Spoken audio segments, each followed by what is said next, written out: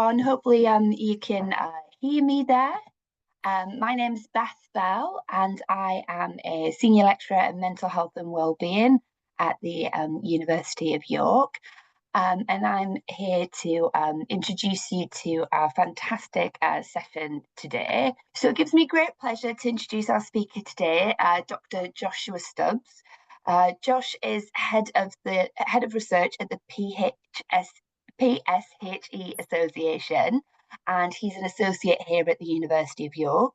He oversaw the development of Foundations for Wellbeing, an evidence-based mental health and wellbeing education curriculum for primary schools. He's really passionate about communicating scientific research in clear and engaging ways. And today, Josh is going to share with us a unique behind-the-scenes insight into the co-development of a neuroscience-based mental health and wellbeing curriculum for primary schools, Foundations for Wellbeing. The curriculum will support schools to teach children knowledge and skills that will contribute towards supporting their mental health and wellbeing during childhood and throughout life. So Josh, over to you. Okay, thank you for the introduction, Beth. So I've now shared my screen and hopefully you can see that. So yeah, it's a real privilege to be here today and to talk to you about Foundations for Wellbeing, an evidence-based mental health and wellbeing curriculum that I led the development of as a knowledge transfer partnership associate at both the PSHE Association and the University of York. And before that, I actually began my career as a mental health nurse, working in both child and adolescent mental health services and in intensive care before deciding I wanted to become a teacher. And then while studying education with a view to becoming a teacher, I became interested in research. And so it was fantastic when eventually the opportunity arose for me to combine these interests in education and mental health and to develop this mental health and wellbeing curriculum, which I'll speak to you about today. So in terms of the aims for today's session, well, we'll start by setting the context by describing trends in child and adolescent mental health here in the UK. I will define positive mental health, or provide a definition of positive mental health, and explore some of the benefits that are associated with positive mental health. I will introduce Foundations for Wellbeing, the mental health curriculum, which led the development of, and also provide at the end a behind-the-scenes look at how it was developed, so you can get an insight into the process by which it was created. But before I go any further, I think I'll pause for a moment and ask, what is PSHE education? Or rather, I'll explain to you what PSHE education is. So I understand that the audience will be quite varied, and some of you will not be familiar with the term PSHE, and you will not have had PSHE education lessons when you're in school. So PSHE stands for Personal, Social, Health and Economic Education, and it's a school curriculum subject in England that helps children and young people stay healthy, safe and prepared for life and work in modern Britain. It covers a range of topics, including physical health, mental health, relationships and sex education, media and digital literacy, money and careers, and so on. And as a doctor put it to me, a GP put it to me recently, PSHE is the lesson that gets you through life, as they put it. But yes, as I mentioned, it covers mental health and wellbeing. And of course, the curriculum I led the development of is a mental health and wellbeing curriculum.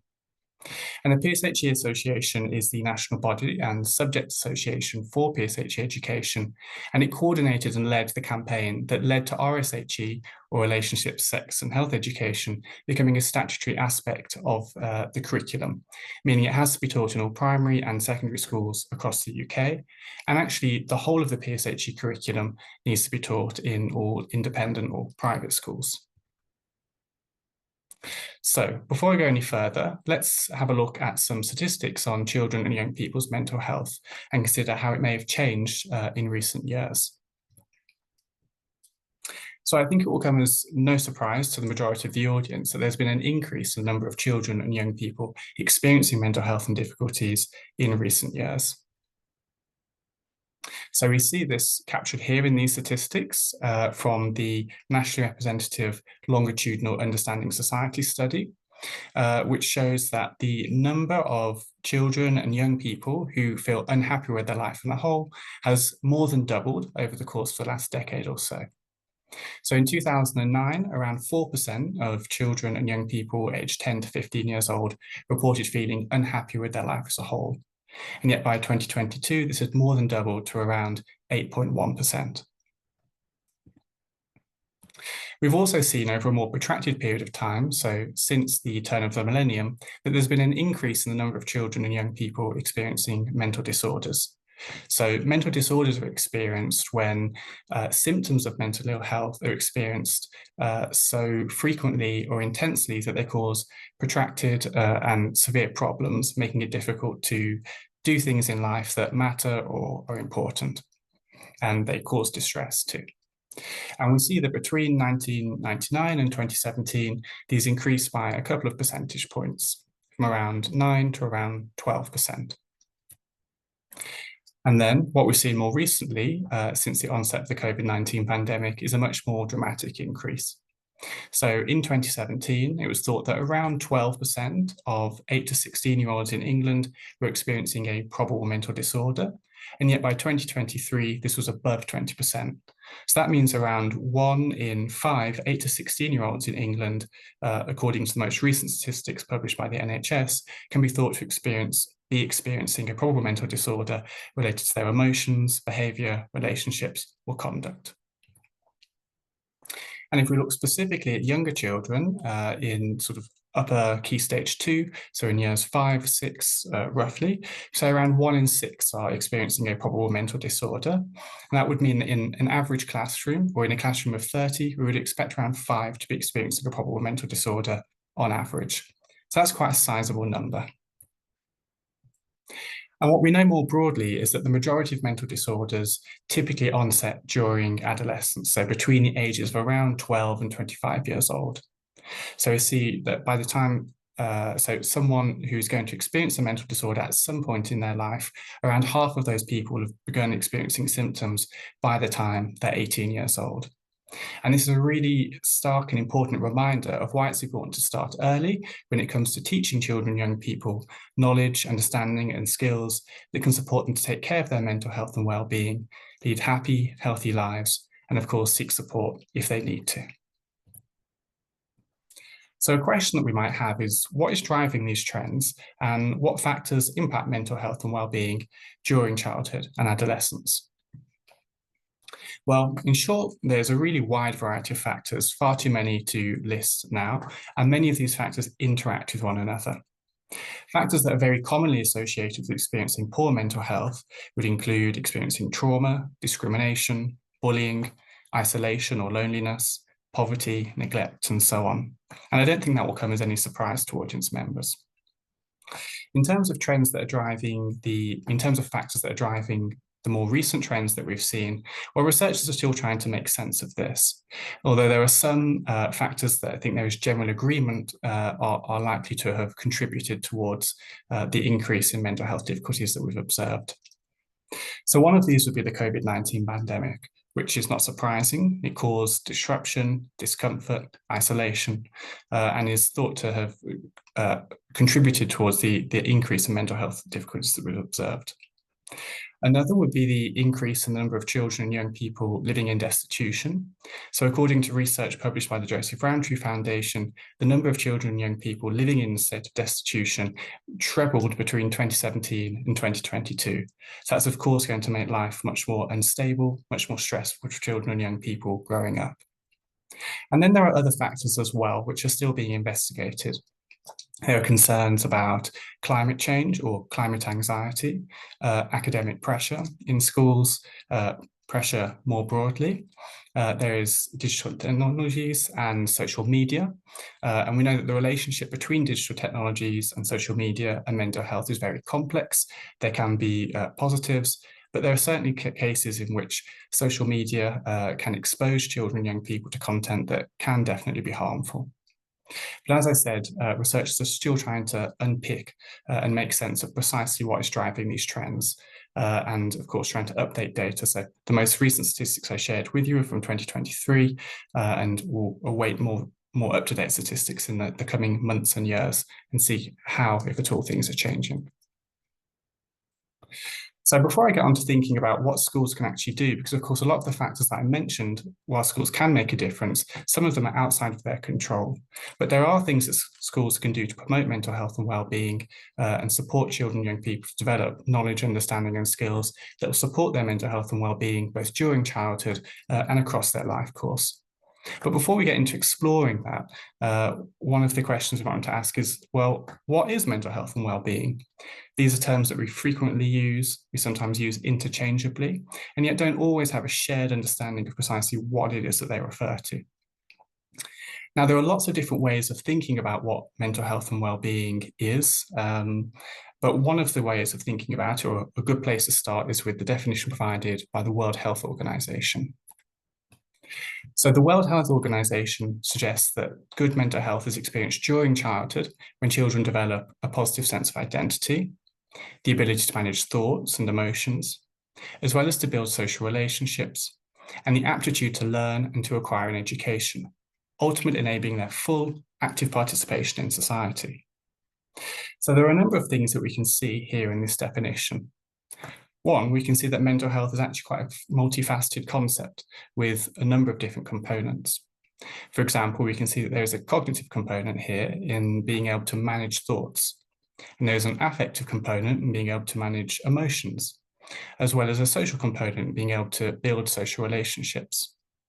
It's also important to be able to see oneself in a positive light and have a positive sense of identity, and to be able to bring these things together in order to be able to learn, to acquire an education, and ultimately actively participate in society, doing things that we care about or which children care about and which are important to them, so that they're able to grow up and grow to become leading like happy, healthy lives, doing things that matter to them and are important. And the World Health Organization has provided a more sort of up-to-date definition, one which focuses specifically on learners, so children and young people in educational contexts. And it states that mental health is not simply the absence of illness, but a state in which learners realize their abilities, can cope with normal life stresses, learn well, build meaningful relationships, and are able to contribute to their communities. So again, we see there are a number of different components here, including a social component, so being able to contribute to communities. That could be your local community or a school community, or even, in a sense, the wider global community in a variety of ways.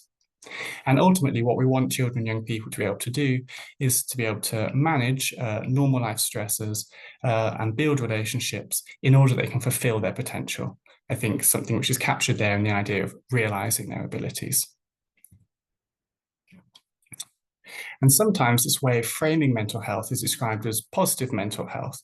So the World Health Organization is sometimes seen as championing or emphasizing positive mental health in particular. But what exactly is positive mental health? Well, a definition that's been provided by researchers earlier this year is that positive mental health means having social and emotional skills that help people to navigate life's challenges effectively. Children, of course, will experience challenges, and as they grow older, these challenges will become more varied and more nuanced and more complex, and that will mean that they'll need to draw on an increasingly varied and nuanced and complex range of social and emotional skills in order to navigate those challenges. And social emotional skills is quite a broad concept, but essentially it refers to skills that enable us to establish and maintain healthy relationships, manage our emotions, direct attention, make responsible decisions, and achieve personally meaningful goals. And increasingly, there is a increasingly widespread consensus that social emotional skills are really critical for child development, but also for the health of our societies as a whole. So here's a quote from the Centre for Early Childhood from earlier this year in the conclusion to a report which reviewed the international literature on social and emotional skills. So the Centre for Early Childhood concluded the importance of cultivating social and emotional skills from early childhood and throughout life has never been clearer. These skills are essential not only for individual well-being, for the individual or for the well-being of children, but also for the flourishing of our communities and societies as a whole. And the Education Endowment Foundation arrived at a similar conclusion also after reviewing international literature back in 2021, when they concluded that there is extensive evidence associating childhood social and emotional skills with improved outcomes at school and in later life. So how can positive mental health be measured, and what is it associated with? Well, there are lots of different ways of thinking about positive mental health, or lots of different ways of measuring it. And let's focus on one particular approach that has been developed over the course of the last 5 or 6 years for the purpose of today's talk. So one of the ways of measuring mental health, or positive mental health, that has been developed is by a team of researchers, an international team of researchers, some of whom are based here in the UK. And what they've done is look at what they call mental health competencies. So these include self-regulation, which is the ability to monitor and manage our attention, behavior, and emotions; social competencies, or social competence, which is the ability to get along well with others, to collaborate and communicate well, compromise when necessary; and pro-social behavior, which is to do with being kind and caring, considerate, compassionate towards others. And what they've been able to do is find a way of measuring this using a questionnaire called the Strengths and Difficulties Questionnaire that is used in a number of nationally representative longitudinal studies. And the way they measure mental health competencies is taking some of the positively framed items and combining scores for those items to create an overall score for mental health competencies.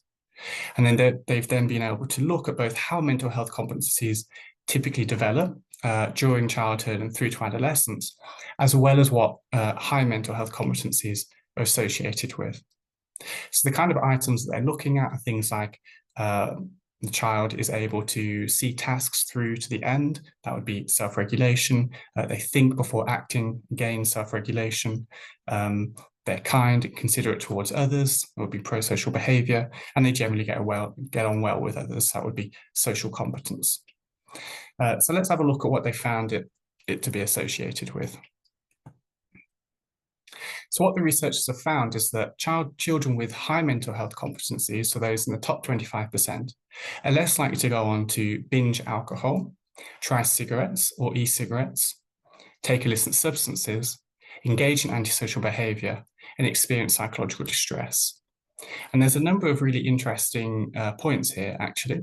So they've been able to look, for example, at children whose parents smoke. So we know that a really strong predictor of whether or not someone takes up smoking, or a child goes on to take up smoking or even try smoking, is whether or not their parents smoke.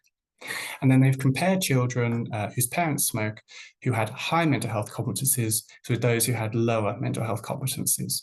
And what they found is that those with high mental health competencies were less likely to try smoking, suggesting that promoting mental health competencies might be a way to reduce the risk of children and young people going on to engage in risky or unhealthy behaviours. What the researchers also found was that children who had high mental health competencies prior to the onset of the COVID-19 pandemic were actually less likely to experience psychological distress during the COVID-19 pandemic, a period which will, of course, strain and discomfort for many children and young people, as it did for many adults as well. What they've also found is that children with high mental health competencies are more likely to experience better physical health, better cognitive development, high life satisfaction, again, during the COVID-19 pandemic, and fewer mental health difficulties. And this is really consistent with a lot of other research which looks at these same competencies. For example, self-regulation has been associated with a range of short and long-term favourable outcomes, including for mental health and well-being.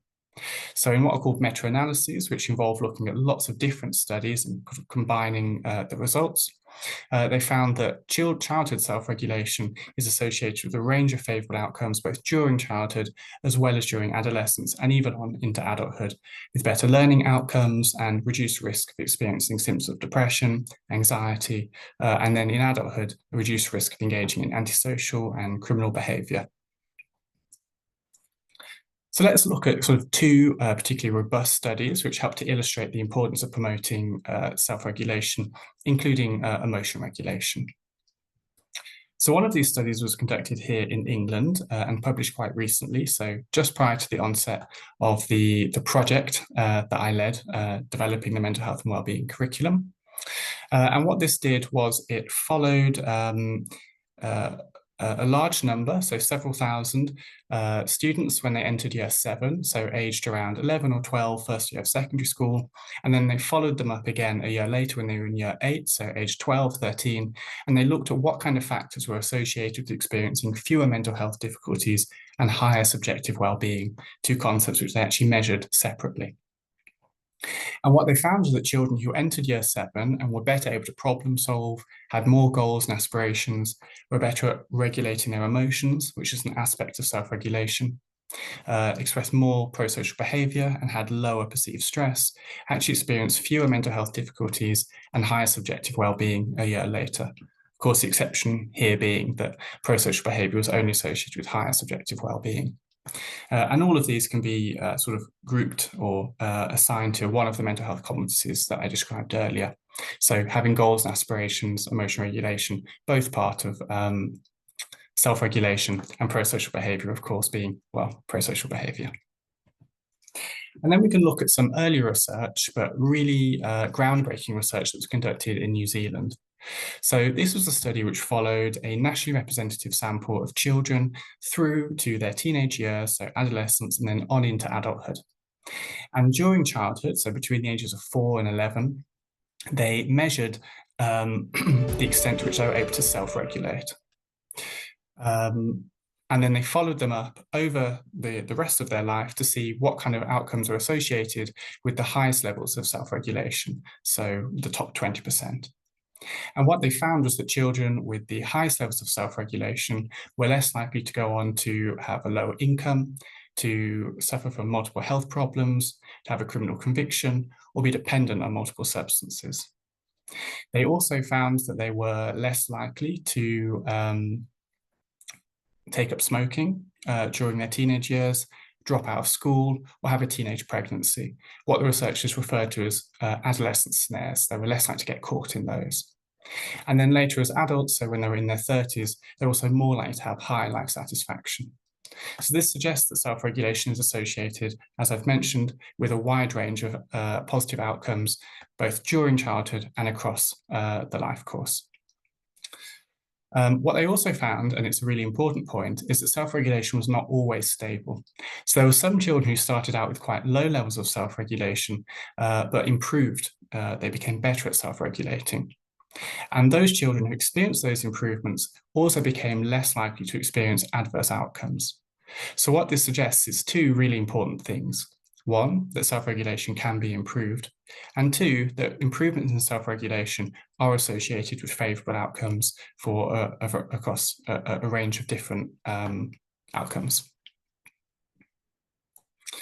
What the researchers who have looked at mental health competencies over the last 5 or 6 years have also found is that mental health competencies are unequally distributed. So they're consistently lower among boys than girls, and they're also lower among disadvantaged groups. And what they conclude is that this is a double blow for the mental health of disadvantaged children. And this is because disadvantaged children are also more likely to experience mental disorders. So as I explained earlier, mental disorders are experienced when children experience problems or symptoms of mental ill health that cause severe and protracted problems and make it difficult for them to get on with life, essentially. So they're more likely to experience those mental disorders. They're also less likely to develop their social emotional skills or strengths that can help them to navigate life's challenges effectively. So then we're left with the question, well, what can we do about it? And in particular, can PSHE education make a meaningful difference to children and young people's mental health, including their mental health competencies? Well, promisingly, some research has shown that self-regulation can be improved through school-based initiatives. So in 2018, a systematic review was published, which looked at lots of different interventions which had aimed to promote self-regulation or improve self-regulation, and had been evaluated using randomized control trials or cluster randomized control trials, which are really robust ways of trying to ascertain the effectiveness of these interventions. And looking specifically at universal curriculum and personal and social skills-based programs, they found that around 3/4 of them led to significant improvements. So this is really promising evidence that actually we can do things in school through personal and social skills-based programs to actually improve self-regulation, which, as I've already illustrated, is associated with a range of favourable outcomes, including for mental health and well-being. And of course, if you remember, personal and social, those are the two sort of first in the acronym PSHE, so personal, social, health and economic education. And Public Health England agrees that PSHE education can make a difference. So PSHE education as part of a whole school approach, which aims to promote mental health and well-being across the entire school community, can meaningfully contribute towards supporting and improving children and young people's mental health and well-being, both now and in the future.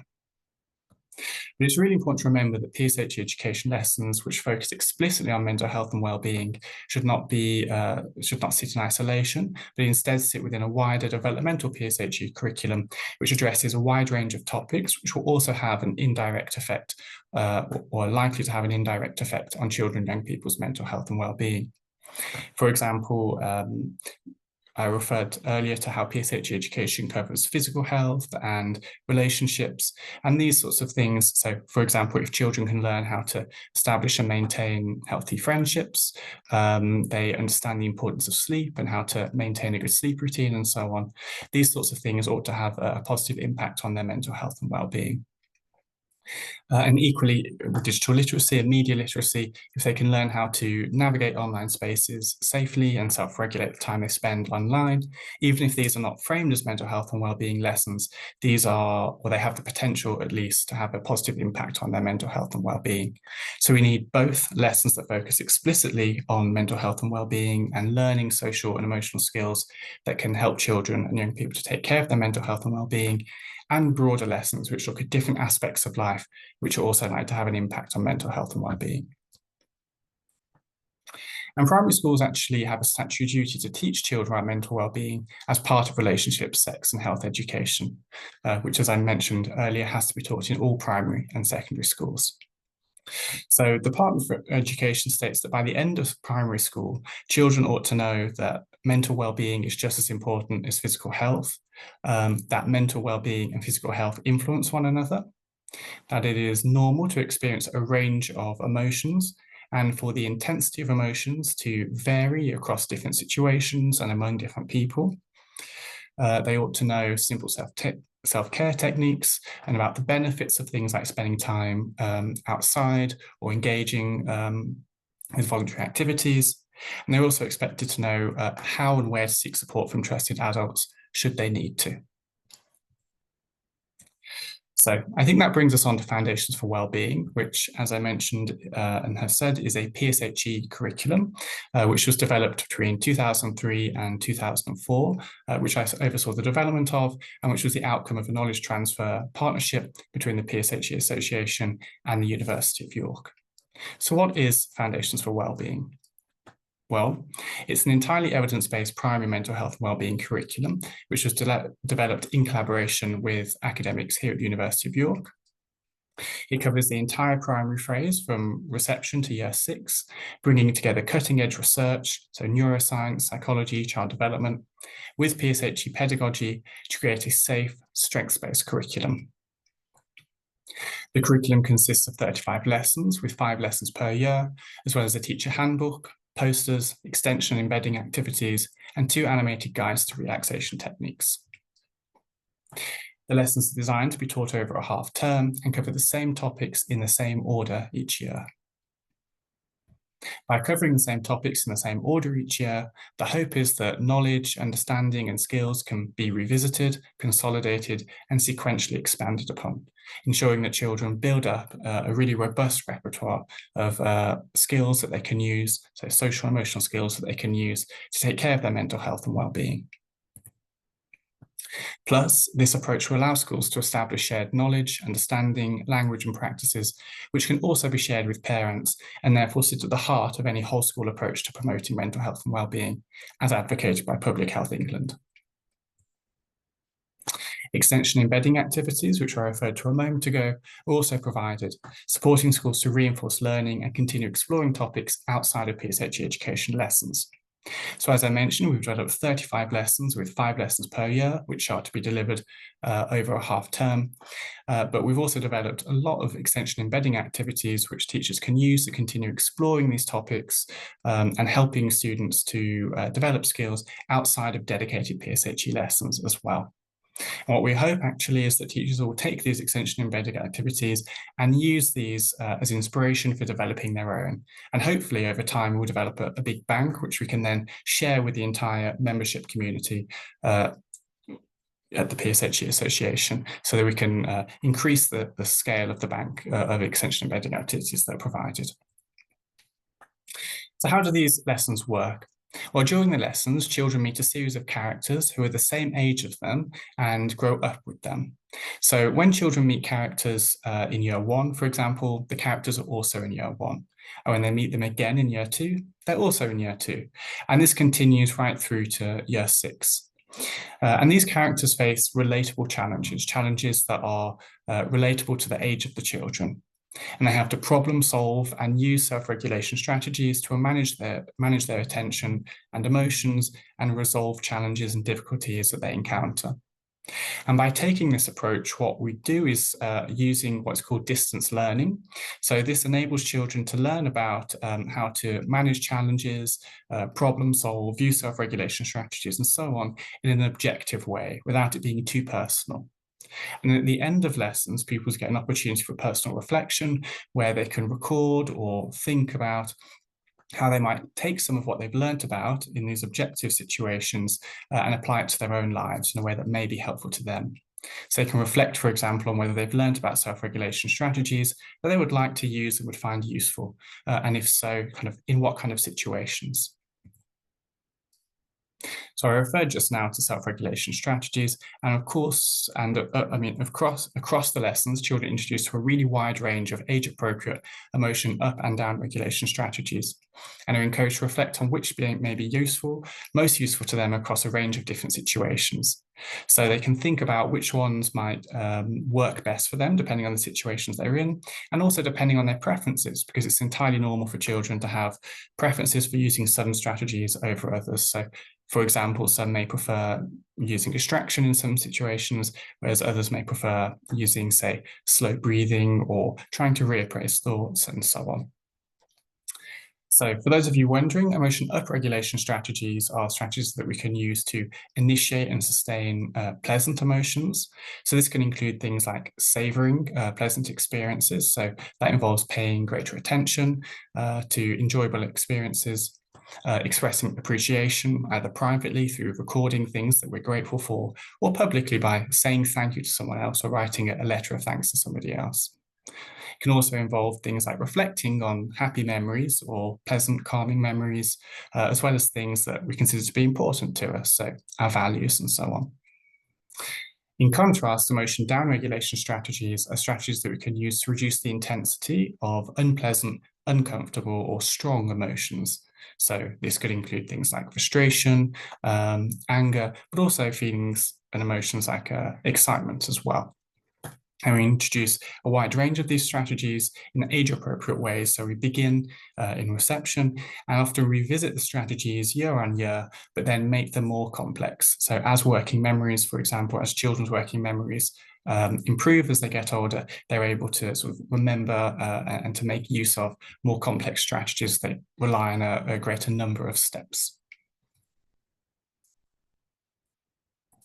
And what we've also done is develop just a series of 3 posters, which can be displayed around schools to remind pupils, teachers, and parents of the kind of strategies that are introduced during the curriculum and the kind of situations in which they may be useful. So we've organised these according to strategies that can be used to manage strong emotions and reactions, unhelpful thoughts and worries, and distractions.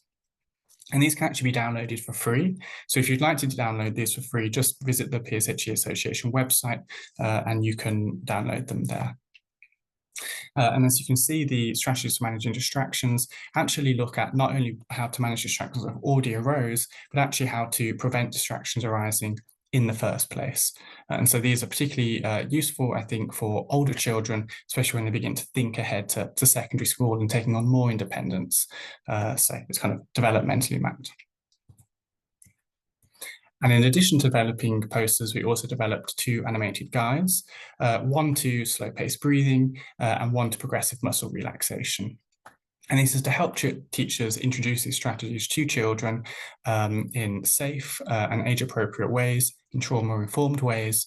And these are also freely available and are accompanied by a version using British Sign Language for anyone who would like to use them. So again, just visit the PSHE Association website and you'll find them. So the first of the videos focuses just on slow breathing or slow-paced breathing, and it has a character who breathes in as though smelling flowers and blows out as though gently blowing soft bubbles. And we developed this because researchers found that although children are often told to take a few slow breaths or take a deep breath, actually children very rarely understand how to do this intuitively. They often take too few breaths or just a single deep breath, which is unlikely to bring about the kind of physiological changes that we need to in order to feel calmer and more relaxed. And what the same researchers have found is that actually using animated guides that have these calming visualizations can help children to use slow breathing effectively and also remember how to use it. So this is why we developed one ourselves for teachers or parents to use. And progressive muscle relaxation builds on that and involves iteratively tensing and relaxing different muscle groups. And yeah, can help us to release tension when we're feeling stressed or frustrated, and yeah, builds on that and can actually be practiced like privately as well as publicly as well as privately in a very sort of subtle way. So it's something that can be used. And both of these also come with some guidance. So if children do find doing either of these things uncomfortable, which some do, if they have respiratory problems, for example, or they don't enjoy or don't like the sensation of focusing on their body sensations, then you can just try one of the other emotion regulation strategies that we've developed. Also, as part of the curriculum, we actually introduce children directly to age-appropriate neuroscience. So the curriculum is not only informed by neuroscience, but actually teaches it as well. So neuroscience can often seem like a really big and complex topic, and it is, but that doesn't mean we can't teach it to children in ways that is engaging and useful to them. Just like we might teach about the heart and lungs, what they do, how they work, and what can make them healthier or less healthy, we can do the same when it comes to the brain. So to give an example, we teach children about the importance of the prefrontal cortex and how that can help us to focus, solve problems, think carefully, and how it can also help us to manage our emotions and our feelings as well. And we also introduce children to the idea of neuroplasticity. So that's the ability of the brain to change. And we explained that with practice and patience and over time, actually using some of the strategies consistently to navigate challenges can lead to changes in the brain, which make it easier for the prefrontal cortex to function and to help us manage our emotions over time. So what specifically do the lessons focus on? So which topics are explored each year and in what order? So the first of the lessons focuses on noticing and naming feelings and emotions. The second focuses on managing distractions. The third focuses on developing positive thinking habits. The fourth focuses on managing worries and rumination. And the fifth focuses on managing stress, tension, and reactivity. And there's really too much. I mean, I can't cover all of the reasons why we cover each of these topics or how we do so in developmentally appropriate ways from reception through to year 6. But I'll give a bit of an insight into why we cover each of these topics and how. So noticing, naming feelings and emotions is really important for a number of reasons. So this is to do with emotional awareness. And one of the reasons why it's important is because if we can name the emotions that we're experiencing, that can actually reduce their intensity, making them slightly easier to manage. But it's important that we name them accurately, which means children need to both develop broad emotional vocabularies, understand how to distinguish between distinct but similar emotions, and then really importantly, make use of those emotional vocabularies. Even in adults, we can sort of fall into slumps of just using broad umbrella terminology to describe how we're feeling, the kind of emotions that we're experiencing, simply describing ourselves as feeling good or bad and so on. But if we can describe our emotions more precisely, that places us in a better position, or it places teachers, even if children can express their emotions to them, in a better position to actually do something about them. Because if we're feeling, for example, disappointed, then the way in which we might to manage that emotion might be quite different than if we were feeling very tense or overwhelmed or stressed or angry.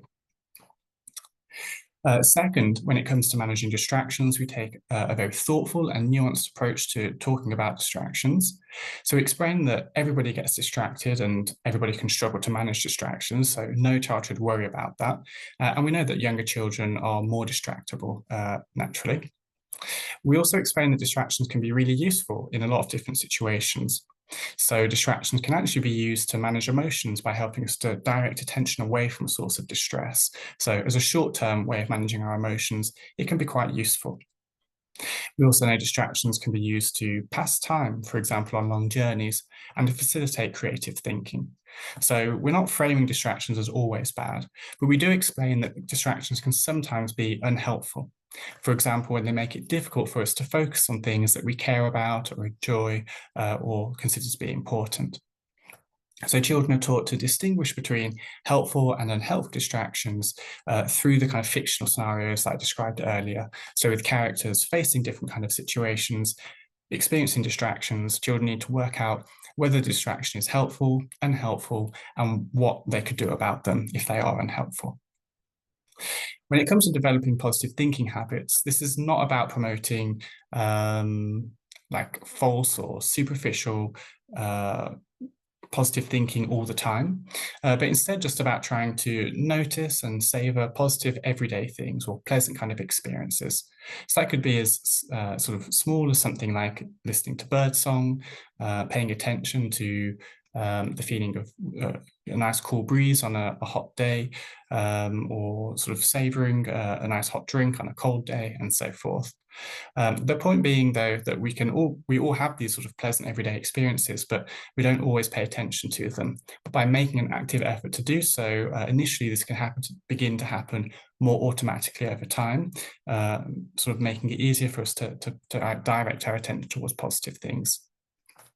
And children in Key Stage 2 are also introduced to the idea of negativity bias. That's a tendency that we have to focus on more negative things, and which can be exacerbated by the presence of 24-hour news and so on. So that also fits in with media and digital literacy, which is also covered in PSHE. Then we have managing worries and rumination. So again, we explain that worries aren't always bad. Sometimes when we feel worried about something, that can prompt us to do things that will keep us safe or help us to achieve things that we want to. But if we worry too much or too intensely, then that can actually get in the way of us being able to do those things that we want to. So we introduce a range of different strategies for managing worries. And finally, managing stress, tension, and reactivity. So this builds on all the previous lessons, and in fact, all the lessons build on each other sequentially over the years. But here we see a clear link between lesson 5 and lesson 1. So in lesson 1 might be introduced to emotions such as frustration or anger, and then we can explore how they might vary in intensity. And in the 5th lesson, revisit this idea and look at how characters might experience increasingly intense emotions across situations, and look at various different ways in which they could intervene to downregulate, make those emotions less intense, to dampen them, make them easier to negotiate or manage before they become overwhelming.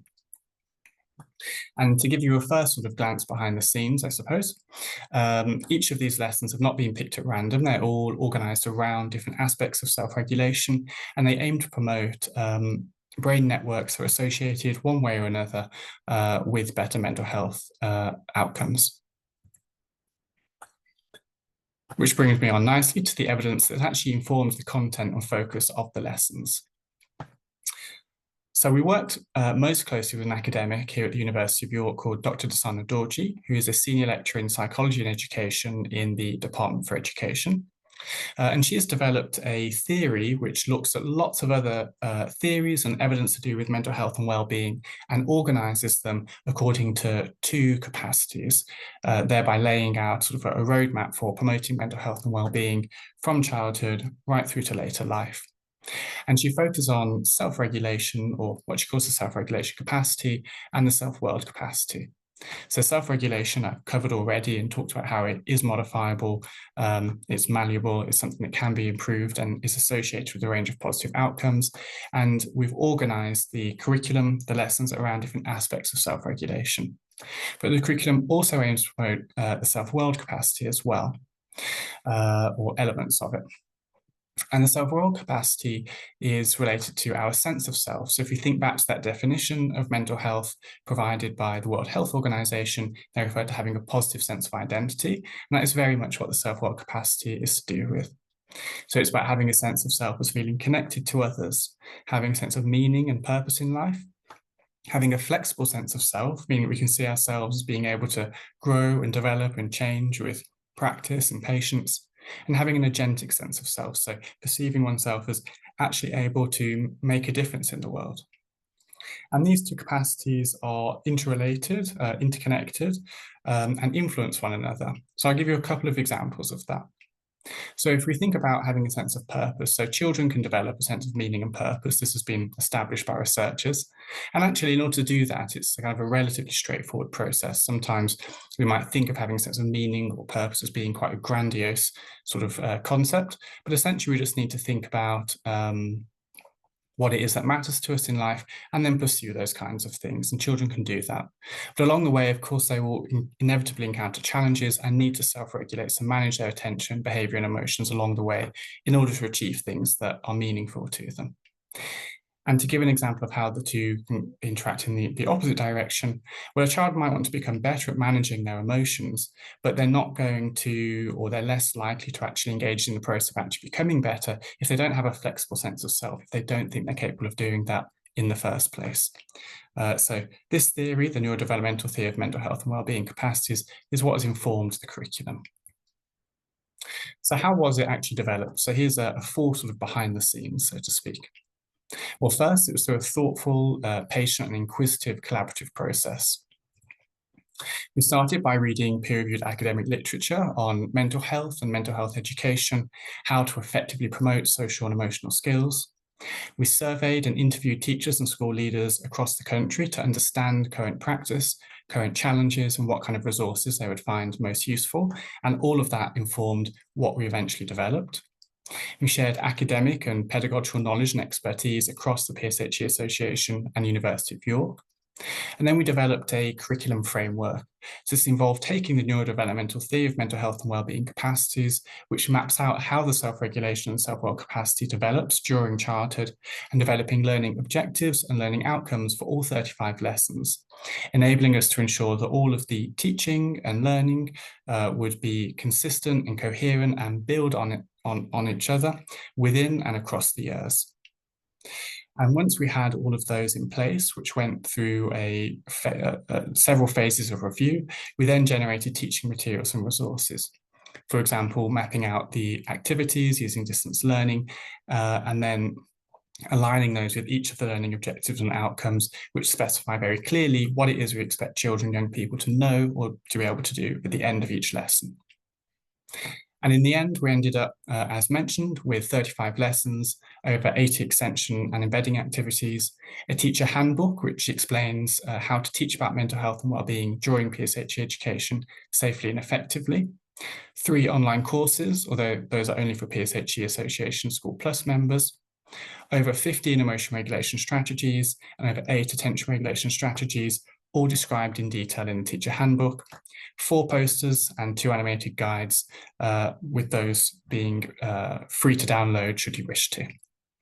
So if you want to find out more about the curriculum, just visit the PSHE Association website, which you can do by typing PSHE Association into your search engine of choice, and you'll be able to navigate from there to Foundations for Wellbeing. I'll give you a little round of applause there. That was an amazing talk, Josh. Thank you so much for sharing that research with us. It's so interesting to hear all of the research that's kind of like informed the competencies that we need to grow in young people around mental health, and how that can benefit them, and really see it kind of like stripped back to kind of like what are the basic skills that we need to kind of teach young people.